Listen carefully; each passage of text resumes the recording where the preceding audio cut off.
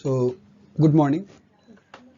हम लोग डिस्कस कर रहे हैं स्पेक्ट गामा कैमरा और हम लोग इसके ऊपर ऑलरेडी 8 लेक्चर्स बना चुके हैं, राइट।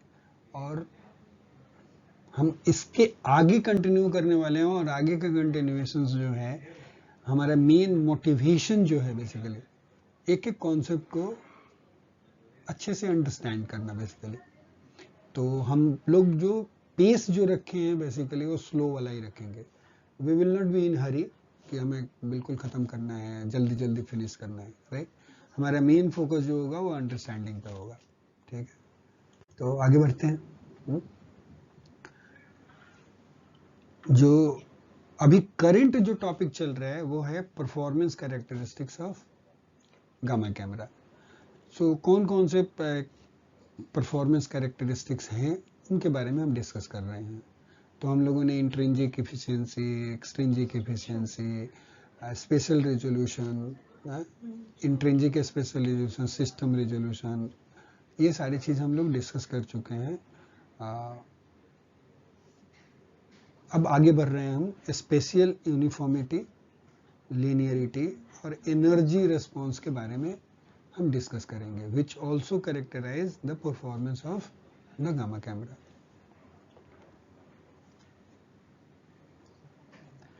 जो सबसे ज़्यादा इम्पोर्टेंट जो परफॉर्मेंस पैरामीटर है गामा कैमरा का वो है uniformity, basically uniformity of the gamma camera. ये याद रखिएगा क्योंकि ये क्वेश्चन ना एग्जाम्स में पूछे जाते हैं कि कौन सा, यदि मान लो कि आपको एक ही टेस्ट करना हो गामा कैमरा का तो आप कौन सा टेस्ट परफॉर्म करना पसंद करेंगे।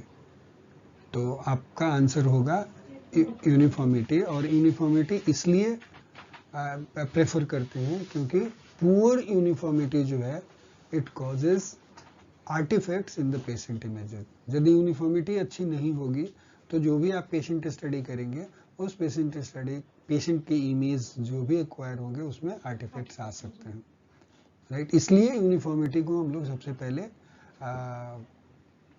टेस्ट करते हैं और वे इंश्योर करते हैं कि गामा कैमरा का रिस्पॉन्स जो है, response of a flood source is uniform. Basically uniform flood source का रिस्पॉन्स जो है वो यूनिफॉर्म है, ये इंश्योर करते हैं। And then we perform the patient studies.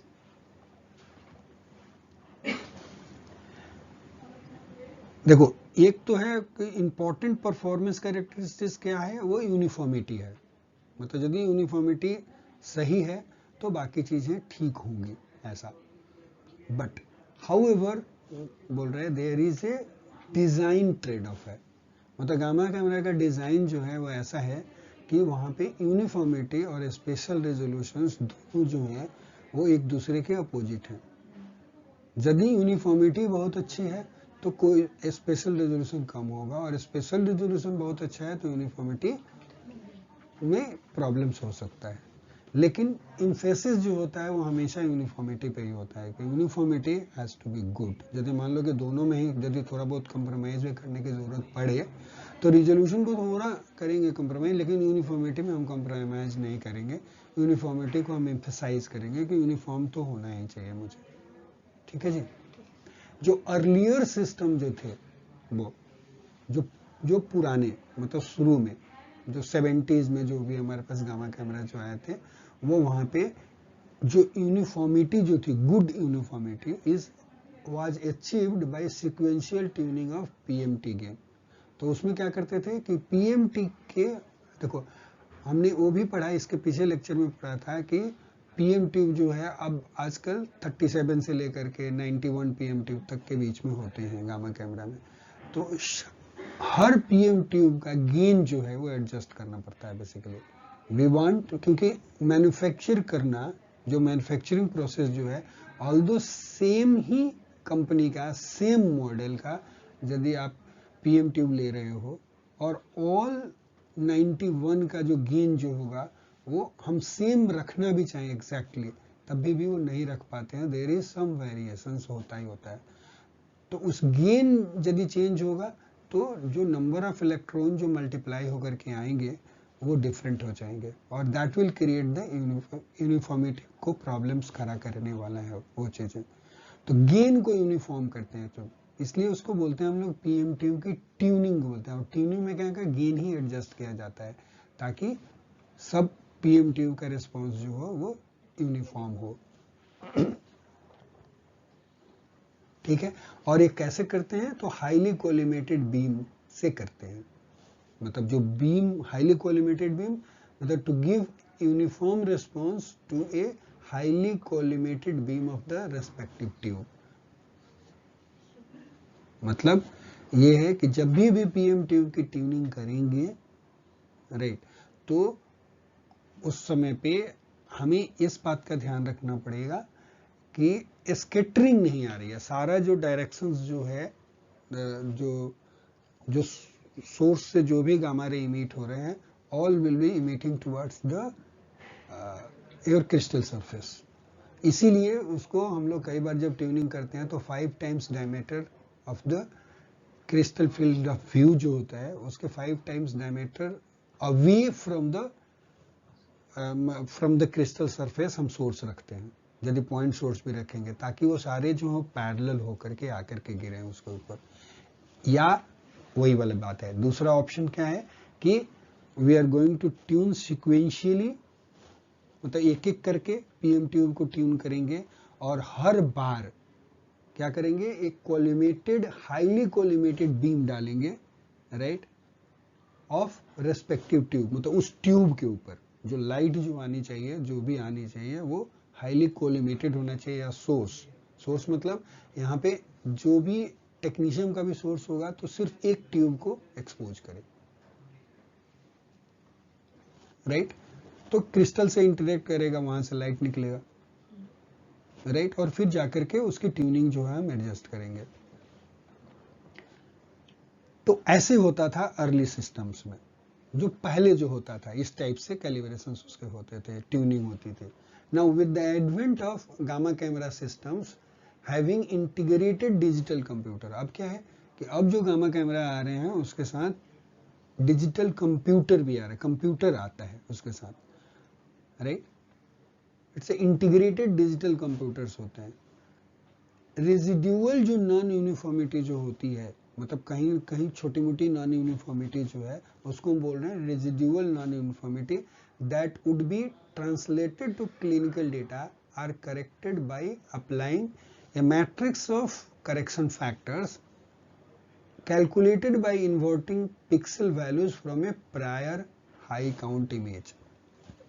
अब जो गामा कैमरा आते हैं उसको, उसमें कैसे करते हैं, यूनिफॉर्मिटी जो भी नॉन यूनिफॉर्मिटी जो रह जाती है, जो क्लिनिकल इमेज में ट्रांसफर हो सकती है, राइट, जिससे आर्टिफैक्ट क्रिएट हो सकती है, तो उसको ठीक करने के लिए क्या करते हैं, एक हाई काउंट का फ्लड इमेज एक्वायर करते हैं। अब हाई काउंट का फ्लड इमेज एक्वायर करना मतलब जो फ्लड इमेज जो होगा उसमें स्टैटिस्टिकल वेरिएशंस के चलते नॉन यूनिफॉर्मिटी नहीं होनी चाहिए। तो जनरली 64x64 मैट्रिक्स का यदि इमेज हम एक्वायर करेंगे और हाई काउंट का फ्लड लेंगे, तो उस केस में एक पिक्सल पे 10,000 काउंट्स आना चाहिए, राइट। और 64x64 यदि करोगे तो 4096 आएगा, राइट। और 4096 पे 3 जीरो बिठाओगे, 10,000 4 जीरो बिठाओगे तो 40 मिलियन काउंट आ जाता है। तो उस केस में 40 मिलियन काउंट 64x64 में एक्वायर करेंगे, तो ये बनेगा क्या, हाई काउंट फ्लड इमेज। तो हाई काउंट फ्लड इमेज से क्या करते हैं, उसमें ये नॉन यूनिफॉर्मिटी के लिए जो करेक्शन फैक्टर डिसाइड करते हैं, मतलब उसमें क्या करते हैं, ये गामा कैमरा का मान लो कि फील्ड ऑफ व्यू है, राइट, और इसको आपने क्या किया कि 64x64 में मैट्रिक्स में डिवाइड कर दिया, ऐसे करके,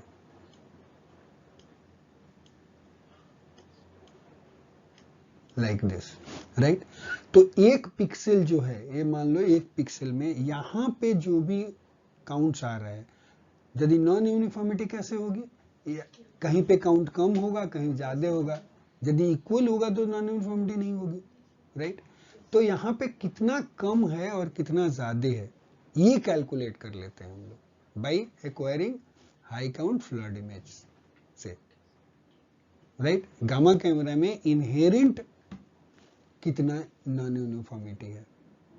अब देखो हाई काउंट फ्लड में क्या किया है, जो स्टैटिस्टिकल वेरिएशन जो काउंट एक्विजिशन के कारण जो होना चाहिए वो 1% से कम है उसका, राइट। तो अब जो नॉन यूनिफॉर्मिटी जो आएगी भी है काउंट में, जो वेरिएशंस आएगा पिक्सल टू पिक्सल, आप समझ रहे, वो वेरिएशंस तो गामा कैमरा के अंदर इनहेरेंट कोई प्रॉब्लम है उसके चलते आएगी और उसी के लिए करेक्शंस करना है हमें। तो हर पिक्सल के लिए कितना करेक्शंस होना चाहिए वो चीज कंप्यूटर से, जो इंटीग्रेटेड आपका डिजिटल कंप्यूटर जो होता है वहां से कैलकुलेट करके हम लोग स्टोर कर लेते हैं, समझ गया, हर पिक्सल के लिए। और जब पेशेंट की स्टडी करते हैं तो अब पेशेंट का ही मान लो कि यहाँ पे कम काउंट आ रहा है, लेट्स से फॉर एग्जांपल, अब तो यहाँ पे मुझे क्या करना पड़ेगा, काउंट को बढ़ाना पड़ेगा तब जाकर के यूनिफॉर्म बनेगा, राइट। तो पेशेंट इमेज एक्वायर होगा तो इस पिक्सल पे जो भी होगा, जो फैक्टर हमको यहाँ पे मिला होगा कि इतने से बढ़ाना है, वो चीज हम बढ़ा करके तब पेशेंट इमेज स्टोर करते हैं। और यदि मान लो कि कहीं पे ऑलरेडी ज्यादा है तो उसको क्या करना पड़ेगा, स्किम करना पड़ेगा, उसको कम करना पड़ेगा, तो कम करके पेशेंट इमेज स्टोर करेंगे। तो हर पिक्सल पे पहले ये अप्लाई कर लेंगे कहाँ कम रखना है कहाँ ज्यादा करना है, and then we will store the patient clinical image, right. So आज अभी जो कैमरा जो आते हैं उसमें ये चीजें होता है, ठीक है जी। Up till now it's okay. Now in early 1970s में जो methods were developed to achieve online uniformity corrections during the patient data acquisition. देखो अर्ली 70s की ही बात हो रही है अभी, जो अर्लियर सिस्टम की अभी जो हमने बात करी थी वो तो रिसेंट का था, लेकिन शुरू में इसमें क्या करते थे, जो ऑनलाइन जो यूनिफॉर्मिटी करेक्शंस करते थे ड्यूरिंग पेशेंट डेटा एक्विजिशन, उसके लिए ऑलरेडी कंप्यूटर में सर्किट बने हुए थे, क्योंकि उस समय डिजिटल कंप्यूटर नहीं होते थे, इंटीग्रेटेड डिजिटल कंप्यूटर नहीं होते, तो उसके अंदर सर्किट बने होते, क्योंकि एनालॉग कंप्यूटर होता था 70s में, तो उसके लिए सर्किट बने होते थे। जो सर्किट क्या करती थी, वो क्या करती थी, सर्किट जो है काउंट स्किम करती थी या काउंट ऐड करती थी, समझ गए। वो सर्किट ही जो होता था वो सर्किट डिसाइड कर लेता था कि भाई यहाँ पर हमें काउंट कम करना है और यहाँ पे काउंट ज्यादा करना है, उसके लिए सर्किट बना हुआ था, right, in which counts were added or subtracted to the pixel online to make the relative response equal to the respective minimal or maximal pixel count in the flood image, ठीक है, okay. और basically उसको uniform response बनाना था।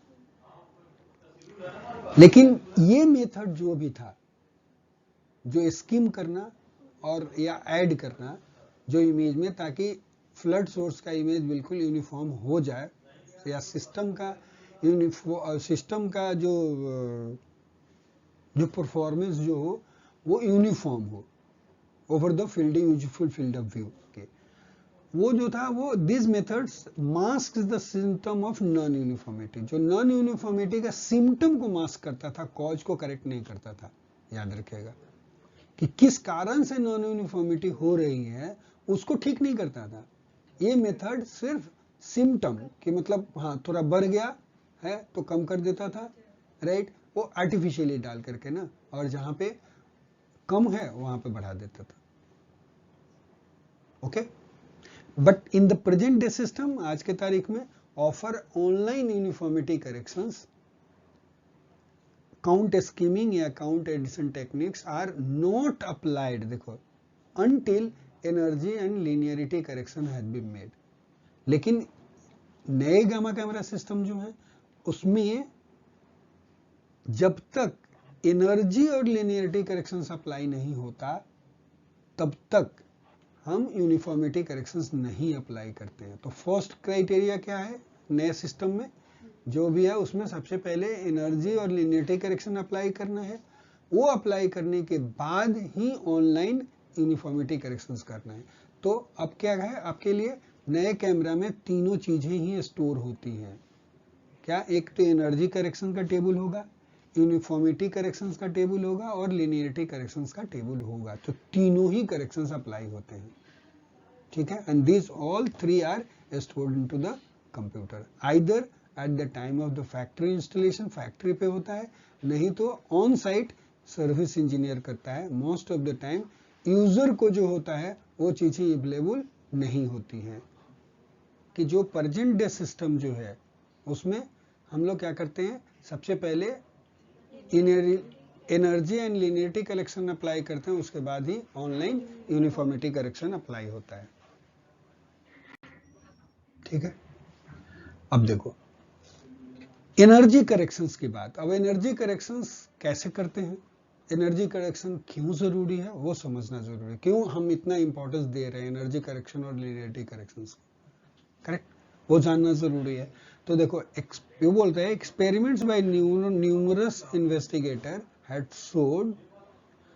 showed one cause of non-uniformity in scintillation camera to be a spatial variation in energy response।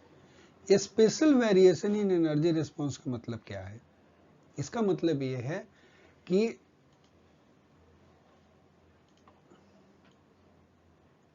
ये आपका useful field of view है, right. तो आप यहां ले लो, एक पॉइंट क्रॉस वाले के ले लो, एक पॉइंट यहां का ले लो, 2 का। तो यहां से जो एनर्जी जो निकलेगी, मतलब जो लाइट निकलेगा, वो लाइट और यहां का लाइट दोनों पोजीशन से सेम लाइट नहीं निकलता। जब सेम एनर्जी का भी गामा रे एब्जॉर्ब होएगा, राइट, तो सेम अमाउंट ऑफ एनर्जी नहीं निकलेगी या सिग्नल सेम नहीं होगा। लाइट जो निकलेगी वो लाइट सेम नहीं निकलती, ये वेरिएशंस होता है, समझ गए। और उस वेरिएशंस के चलते आपका जो स्पेक्ट्रम जो बनेगा, एनर्जी स्पेक्ट्रम, जैसे मान लो कि जो आपका एनर्जी स्पेक्ट्रम कैसे बनता है, ये बना एक। तो यदि मान लो कि ये आपका फोटोपिक विंडो है, समझ रहे, और ये यहां का है, लेट्स से एक थर्ड पॉइंट यहां भी ले लेते हैं, राइट। तो ऐसा हो सकता है कि इसका इस पॉइंट पे यदि लाइट पड़े और इसका स्पेक्ट्रम देखा जाए तो इसका स्पेक्ट्रम जो होगा ये तो रहेगा ही, लेकिन इसका स्पेक्ट्रम में अब पिक इधर की तरफ शिफ्ट हो जाए, ऐसा होता है, राइट। और कभी ये वाला पॉइंट को यदि बाद में देखोगे, इसको इस पॉइंट को यदि देखो, राइट, तो हो सकता है कि हमने इसको ना दूसरे कलर से ले लेते हैं, ग्रीन ब्लू से, राइट, सॉरी येलो से, इसका शिफ्ट इधर की तरफ हो जाए मुझे। तो ज्यादा यदि लाइट निकल रहा है तो स्पेक्ट्रम जो है वो इधर की तरफ शिफ्ट हो जाता है, और कम लाइट निकल रहा है तो स्पेक्ट्रम इधर की तरफ शिफ्ट हो जाता है। तो एनर्जी तो सेम नहीं रही, क्योंकि ये एनर्जी का एक्सिस है ना नीचे वाला, राइट, समझ गए। तो कभी यहाँ पे 140 का ही है, ये तो 140 है, लेकिन कभी 140 से कम आएगा रिस्पॉन्स, कभी 140 से ज्यादा आता है रिस्पॉन्स, ओके। पोजीशन के हिसाब से सेम एनर्जी ऑब्जॉर्ब हो रही है, यहाँ का अलग हो सकता है, यहाँ का अलग हो सकता है, यहाँ का अलग हो सकता है, यही बोल रहा है। ऐसे एक्सपेरिमेंट किए गए हैं and it has been found that कि जो नॉन यूनिफॉर्मिटी का रीजन ये रहा है कि special variation in energy response. ये जो लाइट जो कम निकलता है, अब लाइट कम जहां निकलेगा वहां कम काउंट जाएंगे, और जहां लाइट ज्यादा जाएगा वहां पे ज्यादा काउंट आएंगे, तो नॉन यूनिफॉर्म हो गया ना उस पिक्सल। आप समझ पा रहे हो? तो ये रीजन रहा है। If the energy spectra from a collimated point source were recorded at different location over the crystal area of a properly tuned gamma camera, मतलब ऑलरेडी ये गामा कैमरा से जो पोजीशन जो बताया प्रॉपरली ट्यून्ड है, मतलब फोटो मल्टीप्लायर ट्यूब का response ठीक है, उसके बाद भी ये प्रॉब्लम होता है। क्या होता है? The photo peaks did not overlap. मतलब बेसिकली होना क्या चाहिए था यहां का भी फोटो पिक इसी के ऊपर आना चाहिए था, ये ऑल तीनों का के लिए हमेशा एक ही रेड कलर वाला बनना चाहिए था, तब जाके सुप्रीम पोज होता, ओवरलैप होता, लेकिन ऐसा नहीं होता, ये डिफरेंस आता है। ठीक है जी, क्लियर। और ये एक नॉन यूनिफॉर्मिटी का रीजन है, तो इसलिए हम एनर्जी करेक्शंस अप्लाई करते हैं। ठीक है, बेसिक अप्रोच जो है,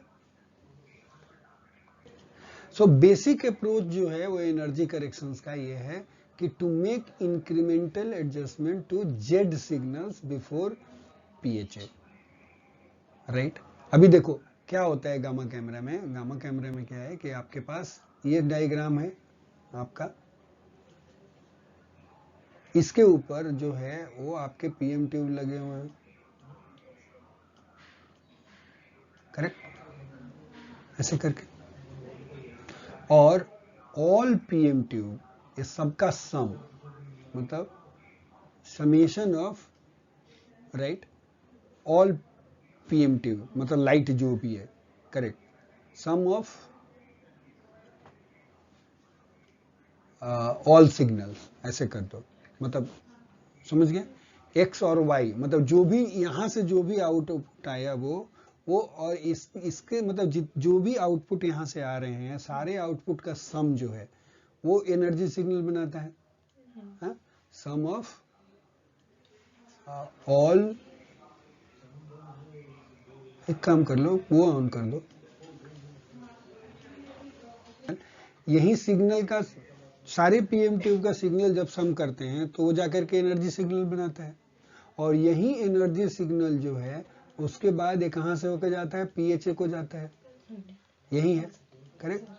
और जब वो पीएचए को जाएगा, यहाँ पे यदि वो फोटो पिक विंडो में होता है तभी उसको रिकॉर्ड करते हैं, यही तरीका है, करेक्ट।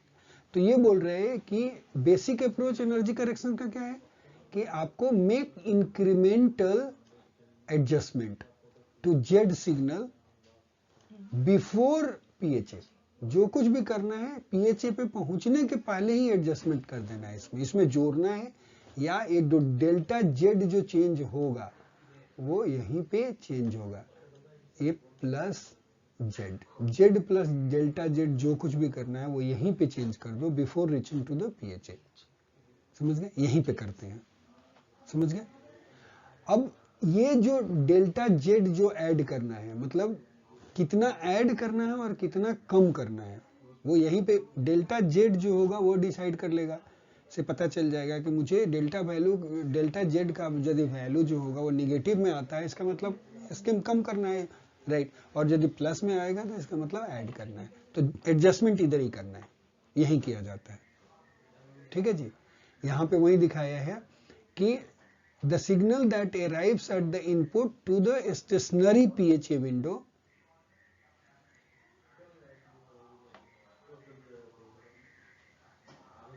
रिकॉर्डिंग, ठीक है, ओके।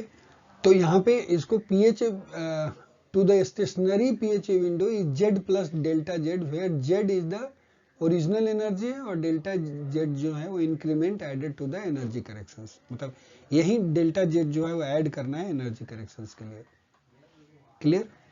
अब देखो ये जो specially variant delta Z value, मतलब इसका मतलब ये डेल्टा जेड का वैल्यू जो है वो हर पिक्सल टू पिक्सल वेरी करेगा, क्यों, क्योंकि हमने पहले भी दिखाया है कि हर पॉइंट पे जाओ यदि क्रिस्टल के सरफेस पे, तो वहां पे इक्वल अमाउंट ऑफ लाइट नहीं आ रहा था, जिसके चलते स्पेक्ट्रम शिफ्ट हो रहा था, तो वो वहां पे लाइट में क्या डिफरेंस आ रहा है उसी का तो रिकॉर्ड रखना है, वही डेल्टा जेड बनना है, तो हर पिक्सल के लिए मुझे डेल्टा जेड का वैल्यू चाहिए, समझ गए, वो कैलकुलेट करना है। Are obtained of delta Z value कैसे मिलता है, are obtained from a matrix overlaid on the gamma camera crystal, ठीक है। गामा कैमरा क्रिस्टल पे अब ये क्या करते हैं, मान लो कि मेरा ये यूजफुल फील्ड ऑफ व्यू है, राइट, तो इसके ऊपर हम एक मैट्रिक्स ओवरले कर देते हैं, करेक्ट, समझ गए, और फिर हर पिक्सल के लिए वो डेल्टा जेड का वैल्यू निकाल लेते हैं, कि इतना एरिया में जो भी काउंट आया होगा, एक पिक्सल पे जो काउंट आया होगा उसमें ये चेंजेस डेल्टा जेड इतना करना है। समझ गए? और ये जो मैट्रिक्स जो है एक वेंडर के ऊपर डिपेंड करता है कि वो मैट्रिक्स साइज क्या रखता है। इस एरिया को 64 इंटू 64 में डिवाइड करता है या इसको इस एरिया को 128 इंटू 128 में डिवाइड करता है, ये उसके ऊपर डिपेंड करता है, राइट। और ये जेड डेल्टा जेड का वैल्यू जो है वो वही either it is pre determined, either at the factory पे ड्यूरिंग द असेंबली, जब वो गामा कैमरा को असेंबल करते हैं फैक्ट्री पे, जब बनाते हैं, जब जोड़ते हैं सारे कंपोनेंट्स को, उस समय पे वो लोग क्या करते हैं कि ये वैल्यू जो डेल्टा जेड का वैल्यू जो है कैलकुलेट करके स्टोर कर लेते हैं कंप्यूटर में, या it is done in the field by the service engineer. जब यहाँ पे इंस्टॉलेशन होता है तो सर्विस इंजीनियर इस डेल्टा जेड वैल्यू को स्टोर करके, मतलब इसको एक्वायर करके स्टोर करते हैं कंप्यूटर में। समझ गए? फाइन। अब आगे चलते हैं। सीमेंस जो है ये अलग अलग, पहले भी बोल चुका हूं कि अलग अलग वेंडर जो हैं वो अलग अलग तरीके से ये लोग अपने एक्विजिशंस करते हैं और डेल्टा जेड का वैल्यू जो है वो निकालते हैं, राइट। अब देखो सीमेंस जो है वो कैसे करती है। सीमेंस जो है, Siemens has developed an energy correction scheme based on the principle by identifying delta Z as a product of F into Z, right. Delta Z को क्या बोला उन्होंने, delta Z will be equal to F into Z, और F का value जो है, F is the fraction energy correction factor है, correct. और ये हर पिक्सल के लिए अलग अलग होता है। वहां पे क्या करेंगे, delta E divided by delta Z, delta E divided by delta E, sorry delta E divided by E से एफ निकलता है। अब देखो डेल्टा ई क्या है और डेल्टा ई क्या है, इसमें यही बताया कि जैसे मैंने उस समय इसके पहले वाला स्लाइड में आपको बताया था कि आपका स्पेक्ट्रम होता है, ये पिक बना, तो ये पिक जो है आपका मान लो कि ये 140 का है, करेक्ट। समझ गए? अब देखो एक किसी पर्टिकुलर पिक्सल पे या तो पिक इधर की तरफ आया होगा या पिक इधर की तरफ शिफ्ट हो रहा है, ये हम देख चुके हैं पहले। तो यदि मान लो कि ये पिक किसी में इधर की तरफ शिफ्ट हो गया, राइट, तो ये पिक पोजीशन इधर की तरफ शिफ्ट हुआ तो आपका कैसा बनेगा, एक ऑफ जो है ऐसा करके ये बनेगा, राइट। अब ये देखो डेल्टा ई कैलकुलेट करेंगे। अब जैसे मान लो कि आप एक एग्जांपल ले लो कि 141 पे आ गया, ये 140 की जगह पे ये क्या जो होगा, इस ये वैल्यू जो है आपका लेट से ये 141 पे है। समझ गए? तो delta E correct divided by delta ई क्या होगा, डेल्टा ई मतलब 141 माइनस 140, राइट। तो 1 के भी हो गया, 141 माइनस 140 डिवाइडेड बाई 140, करेक्ट।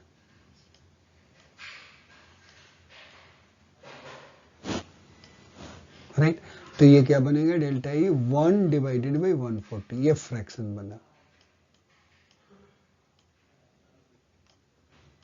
एक पिक्सल के लिए। आप समझ गए? तो किसी एरिया में यदि इधर की तरफ शिफ्ट हुआ था तो उसके लिए एफ का वैल्यू इतना हो जाएगा। जब ये इधर की तरफ शिफ्ट होएगा लेफ्ट की तरफ, मान लो तो हाँ, उस केस में यदि मान लो कि है तो एक सपोज करो कि इधर की तरफ आ गया, राइट। तो उस समय पे पिक जो बनेगा मेरा ऐसा करके बनेगा,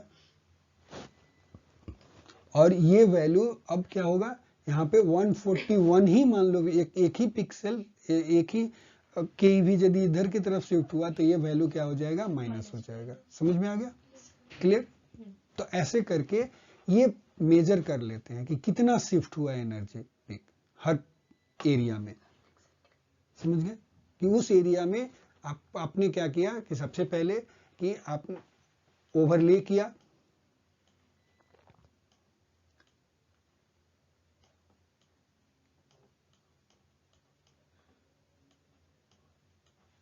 करेक्ट, और यहां इस एरिया को इल्यूमिनेट किया सोर्स से, तो यहां से जो एनर्जी सिग्नल मिला आपको पता चल गया, समझ गए? पीक आना चाहिए था 140 पे, ये इधर लेफ्ट की तरफ गया कि राइट की तरफ गया वो पता चल गया। उसके लिए आपने ये वैल्यू निकाल करके स्टोर कर लिया इसे। उसके बाद आपने क्या किया, ये एरिया एलिमिनेट किया, समझ गए? फिर वैसे ही देखा, तो ऐसे कर करके हर पिक्सल के लिए आप करेक्शन फैक्टर निकाल लेते हो। क्लियर? अब ये बोल रहे हैं कि इट इज कंप्यूटेड फॉर वही each pixel, delta E divided by ये तो क्लियर हो गया, is computed for each pixel from the recorded spectra in the energy correction matrix. यही रिकॉर्डेड स्पेक्ट्रा, इसी से जब स्पेक्ट्रम रिकॉर्ड करते हैं तभी तो पता चलता है कि इसका पीक कहां पे था। सारे ओवरलैप होने चाहिए, सबसे पिक उधर ही आना चाहिए, तब जाके यूनिफॉर्म इमेज बनेगा आपका, नहीं तो नॉन यूनिफॉर्मिटी आ जाएगी। करेक्ट? इस मेथड का एडवांटेज यही है कि इसमें multiple its applicability to multiple energy window, मतलब मल्टीपल एनर्जी विंडो को एक साथ आप करेक्ट कर सकते हो। और because the fractional energy corrections F should be independent of energy of a given pixel, क्योंकि आप क्या कर रहे हो, डेल ई से डिवाइड कर दे रहे हो, तो डिपेंडेंसी वैसे भी हटा दे रहे हो एनर्जी से। करेक्ट? इंडिपेंडेंट कर दिया आपने एनर्जी से नॉर्मलाइज कर दिया ना, जो भी चेंजेस जो हुए थे। तो ये मेथड जो है, इसलिए ये मेथड की एप्लीकेबिलिटी ये है कि ये मल्टीपल एनर्जी विंडो के लिए अप्लाई होता है ये मेथड बेसिकली। और एक बार जो एफ का वैल्यू जो निकाल लिए, तो वो कई एनर्जी के लिए आप यूज कर सकते हो, प्रोवाइडेड वन कैन, वही लिख रहा है यहाँ पे, one can compute correction for every energy pulse, right, that is within the linear energy range of the system electronics। इस मेथड का यूज करके हर एनर्जी पल्स के लिए आप क्या कर सकते हो, वो कैलकुलेट कर सकते हो। मतलब हर एनर्जी पल्स मतलब 140 के लिए ल्यूटीशियम के लिए अलग होगा पिक, आयोडीन के लिए अलग पिक होगा, तो हर एनर्जी के लिए आप इसको कैलकुलेट कर सकते हो। राइट? ठीक है, आगे चलूं। The fact that the correction matrix is made before pulse height analysis means that multiple energy peaks are corrected. Right? कहां पे हम करेक्शंस कर रहे हैं? करेक्शंस तो पीएचए के पहले कर रहे हैं, तो मल्टीपल एनर्जी पिक जो होगी वो सारे के सारे करेक्ट हो जाते हैं ऐप से। सीमेंस में जो मैट्रिक्स जो यूज करते हैं लोग, वो 128 into 128 मैट्रिक्स का रेस्पॉन्स बनाते हैं, are determine and stored in a microprocessor memory at the time of factory and cannot be updated by the user. ये फैक्ट्री के टाइम पे ही लेकर के स्टोर कर लेते हैं, इसको आप अपडेट नहीं कर सकते, हम लोग नहीं कर सकते, लेकिन फील्ड सर्विस इंजीनियर जो है उसको फील्ड में कर सकता है। मतलब उसको सर्विस इंजीनियर ही उस मैट्रिक्स को फिर एक्वायर करेगा और जाकर के स्टोर करेगा। हमारे लिए यूजर को ये फ्लेक्सिबिलिटी नहीं दी गई है। ओके?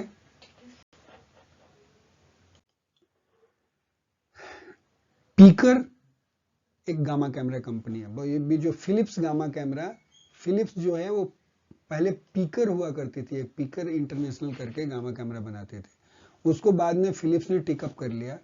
अब पता नहीं किस कंपनी ने टेकअप किया, लेकिन यदि पीकर में क्या यूज होता था, एक एनर्जी करेक्शंस, उन्होंने जो एक एनर्जी करेक्शंस का मेथड जो इंट्रोड्यूस किया था, वो उसको नाम उन्होंने दिया माइक्रोजेड। राइट?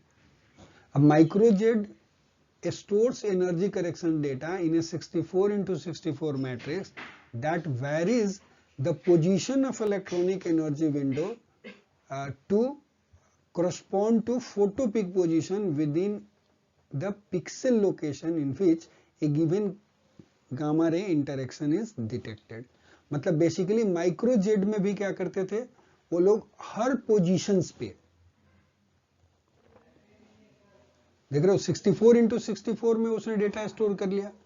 अब ये क्या कर रहे हैं, और ये हर पिक्सल का जो जेड का जो वैल्यू जो आएगा, जो एनर्जी करेक्शन का वैल्यू जो होगा, वो क्या करता था, वैरी करता था। किससे? Varies the position of the electronic window to correspond to photopeak position within the pixel location in which the gamma ray interaction has been detected.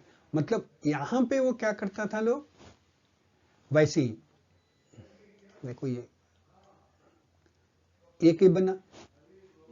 अब आपको पता है कि इसके बाद दूसरा वाला जो है इसका कुछ शिफ्ट हो गया लेफ्ट की तरफ, करेक्ट। तो हर पिक्सल में ये कितना शिफ्ट हुआ यही वो लोग भी कैलकुलेट करते थे।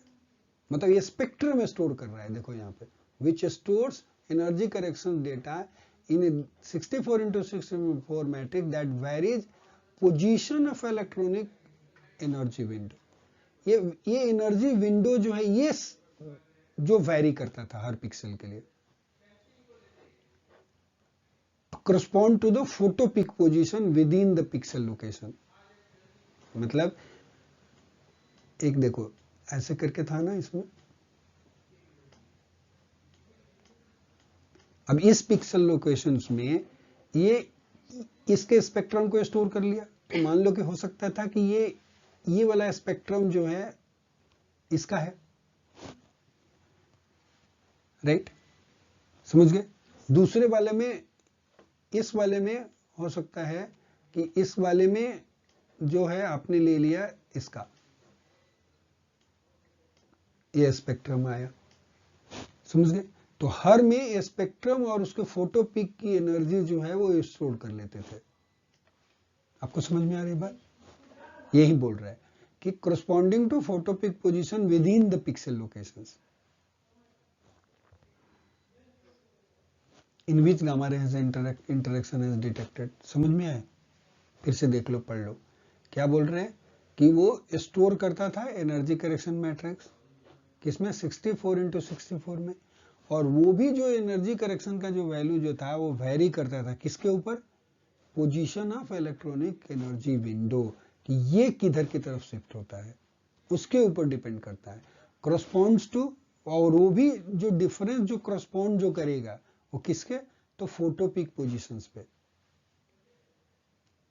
कि फोटोपिक का पोजीशंस क्या था इस पिक्सल लोकेशंस के लिए, कि वो लेफ्ट की तरफ था या राइट की तरफ था।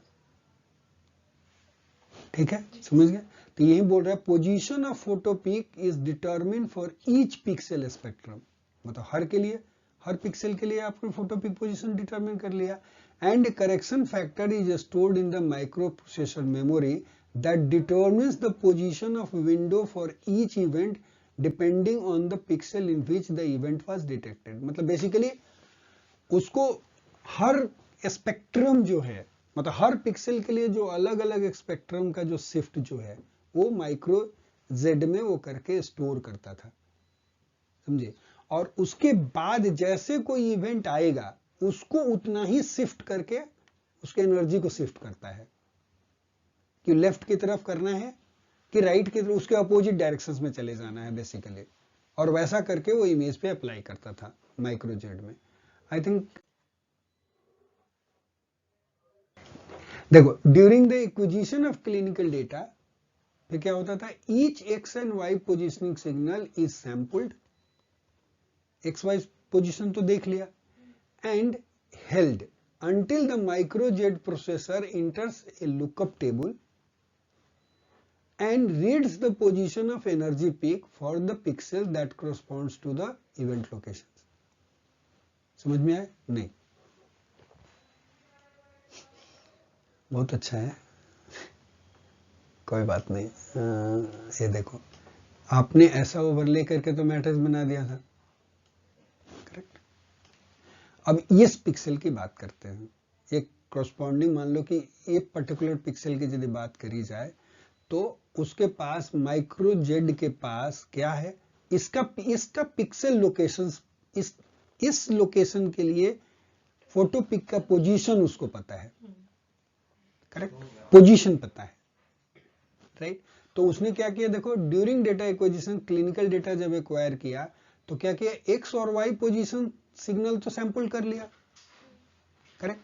अब टोटल एनर्जी सम होकर के जो आया था, इंटरेक्शन तो यहां पे हुआ है, राइट, और जो एनर्जी आई है, राइट, उस एनर्जी के लिए वो क्या करेगा, देखो एंड हेल्ड बोल रहा है कि एक्स वाई पोजीशन तो रीड कर लिया लेकिन उसको रोक के रख लिया, and held until the micro Z processor क्या करता है, इंटर्स द लुकअप टेबल, उसके पास एक लुकअप टेबल है जिस टेबल में जाकर के ढूंढता है, जो ऑलरेडी उसके पास स्टोर्ड है ना, and reads the position of energy peak for that pixel, मतलब जिस पिक्सल पे इंटरेक्शन हुआ था, एक्स वाई पोजीशन तो हमको पता है, तो इस एक्स वाई पोजीशन पे इंटरेक्शन हुआ, तो जो माइक्रो जेड वाला जो प्रोसेसर जो है उसके अंदर रखा हुआ है कि इस पिक्सल के लिए एनर्जी पिक कितना आता है, हाँ, डिसाइड नहीं है, वो ऑलरेडी जो स्टोर करके रखा है उनका कि यहाँ पे कम लाइट आता है कि ज्यादा आता है, तो पिक किधर की तरफ, पिक का पोजीशन क्या इस पिक्सल पे आता है, वो पिक्सल उसको पता है, हाँ, वो वहां पे जाकर के रीड करता है, पहले बोला कि रीड किया, ये window centred about the peak position is established. अब क्या करना है उसको, कि उसको पता है लेकिन जो पीक पोजीशन का, जैसे मान लो कि तुमने यहां पे लिखा कि 140 प्लस माइनस, आप विंडो जब बनाते हो तो यही करते हो ना कि 140 प्लस माइनस 10% मान लो आपने दिया है, तो फोटो पिक का पोजीशन मैं क्या सेट करना चाहता हूं, तो 140 ना, और यदि मान लो कि इस पिक्सल पे यदि 141 था, माइक्रो जेड ने जाकर के रीड किया कि यहाँ पिक्सल पोजीशन कितना था, 141 था, तो उसको क्या करना पड़ेगा, एक कम करके 140 की तरफ शिफ्ट कर देता था, और तब जाके पेशेंट वहीं, if the detected signal is with in the energy window, यदि मान लो कि इसके बीच में है, ऑलरेडी 140 के आसपास में है, तब तो कोई दिक्कत नहीं, इवेंट इज रिकॉर्डेड, अदरवाइज जो बोला कि उससे बाहर यदि चला गया तो उसको छोड़ देता था, मतलब इन द सेंस कि यदि मान लो कि 140 प्लस माइनस 10 केवी के रेंज में यदि हमें मिल रहा है इस पिक्सल के लिए, राइट, इसका करस्पॉन्डिंग जो रीड किया वहां से इसके रेंज में है, तब तो एक्सेप्ट करता था, नहीं तो उसको क्या कर दिया उसने, डेल कर दिया, मतलब उसको रिकॉर्ड ही नहीं किया, am I correct? The Z signal with the same pulse height may be included in the image in one pixel and not in the another pixel. तो क्या बोला कि Z signal with same pulse height, आप समझ पा रहे हो,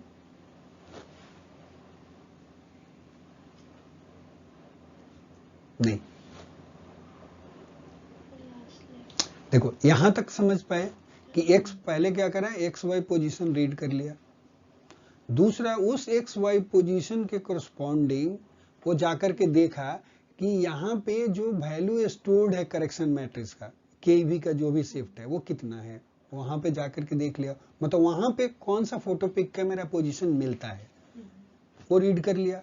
अब वो रीड करने के बाद क्या देख रहा है, यहाँ पे आ रहा है कि window centred about the photopeak location is establish, उससे क्या हुआ, लुकअप टेबल में जाकर के देखा तो उसको तो पता चल गया ना कि इसका मेरा फोटो पिक इतना है, उसका सेंटर है इतना है। अब हमने जो फोटो पिक सेट किया है, जो एस्टेब्लिश किया हुआ है ना कि 140 प्लस माइनस 10% कि इसके ही बीच में मेरा आना चाहिए, अलाउड है, तो अब क्या करता है, if the detected signal is with in this window, हाँ हाँ, मतलब कि यदि वो वैल्यू उस पिक्सल पे यदि मान लो कि 150 है, लेट्स से फॉर एग्जांपल, या 160 है वैल्यू आ रहा है, तो क्या करेगा, 140 प्लस माइनस 10% करोगे यदि तो 154 तक जाएगा, तो 160 चुकी है इसलिए उसको रिजेक्ट कर देगा, समझ गए, क्योंकि वहां पे वैल्यू जो स्टोर जो था वो 160 का स्टोर था, जबकि एक्चुअल सिग्नल जो आ रहा है जेड सिग्नल वो दूसरा है, करेक्शन मैट्रिक्स से कंपेयर कर रहा है, ये देखो वही बात बोला, जेड सिग्नल, इसीलिए Z signal with the same pulse height may be included in the image in 1 pixel, किसी एक पिक्सल में इंक्लूड हो सकता है वही सिग्नल, लेकिन दूसरे पिक्सल में नहीं इंक्लूड हो सकता।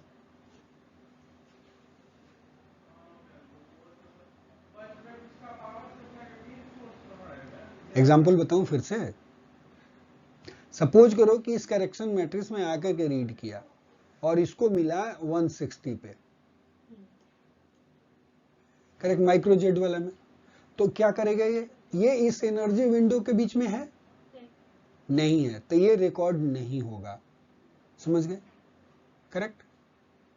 लेकिन सर जैसे कि अभी अपन ने बताया कि पल्स हाइट अपनी वेरी करेगी, वेरी करने के लिए वो कुछ करेक्शन लगाएगा, तो मानो अगर 2 कम कर सकता है, अगर वो जैसे अगर माना अपन ने कि 156 है, 2 कम हो जाएंगे तो 154 हो जाएगा, और 154 हो जाएगा तो वो पल्स हाइट के रेंज में आ जाएगा, तो वो उसको रिकॉर्ड कर सकता है। अगर प्लस माइनस करने के बाद भी अगर वो रेंज में नहीं आ रहा है तो वो उसको रिकॉर्ड नहीं करेगा, ये कहना चाहिए। ऐसा नहीं बोला,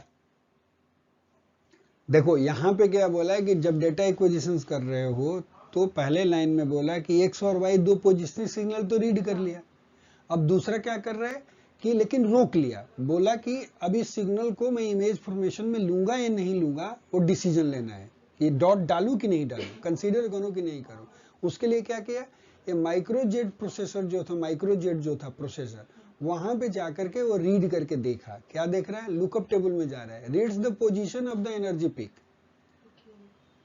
मतलब इस पिक्सल में यदि इवेंट होगा तो एनर्जी का पीक माइक्रोजेट वाले में कितना रखा हुआ है, समझ गए। तो मान लो कि वहां पे 160 रखा हुआ है, लेट्स से फॉर एग्जांपल, समझ गए, थोड़ी देर के लिए, करेक्ट, वो रीड कर लिया। अब दूसरे लाइन पर window is centred about the peak, establish कर चुके हो तुम, इज एस्टेब्लिश, मतलब आपने एस्टेब्लिश कर लिया कि मुझे विंडो जो रखना है, क्या रखना है, 140 प्लस माइनस 10%, तो 126 से लेकर के 154 तक आएगा आपका रेंज।